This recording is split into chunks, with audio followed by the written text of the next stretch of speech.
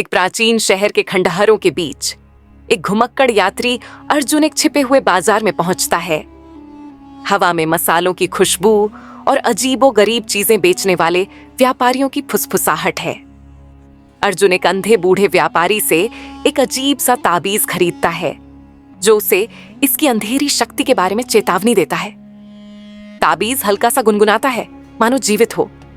उस रात अर्जुन एक प्राचीन युद्ध क्षेत्र का सपना देखता है जहां एक योद्धा वहीं ताबीज थामे गिरता है। वह पसीने से तरबतर जागता है। ताबीज हल्का सा चमक रहा होता है। अर्जुन एक विद्वान से मिलता है जो ताबीज का इतिहास बताता है। यह एक योद्धा का था जिसे श्राप दिया गया था कि वह अपनी मृत्यु को तब तक जब तक कोई चक्र तोड़ न दे। अर्जुन ताबीज के रहस्यमय संकेतों के मार्गदर्शन में योद्धा की कब्र ढूंढने निकलता है। यात्रा उसे खतरनाक पहाड़ों और घने जंगलों से गुजारती है। जंगल में अर्जुन फुसफुसाहट सुनता है जो उसका मार्गदर्शन करती है। पेड़ जीवित लगते हैं, उनकी शाखाएं हाथों की तरह मुड़ती हैं। अर्जुन एक नदी पार करता है जिसके पानी में योद्धा के जीवन के दृश्य दिखाई देते हैं।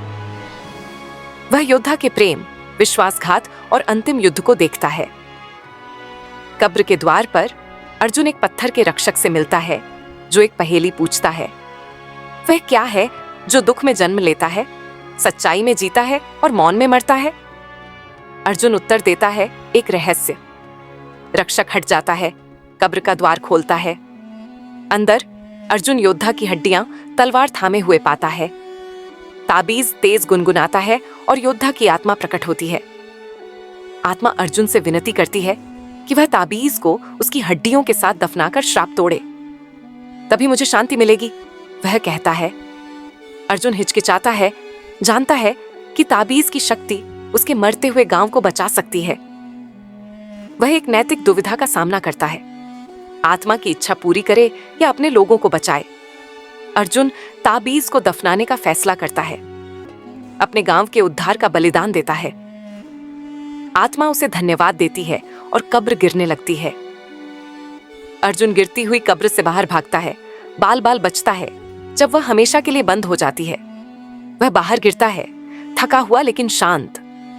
अर्जुन अपने गांव लौटता है, इसे चमत्कारिक रूप से जीवित पाता है। श्राप के अंत ने धरती में जान वापस ला दी। वह मुस्कुराता है, जानता है कि उसने सही फैसला किया।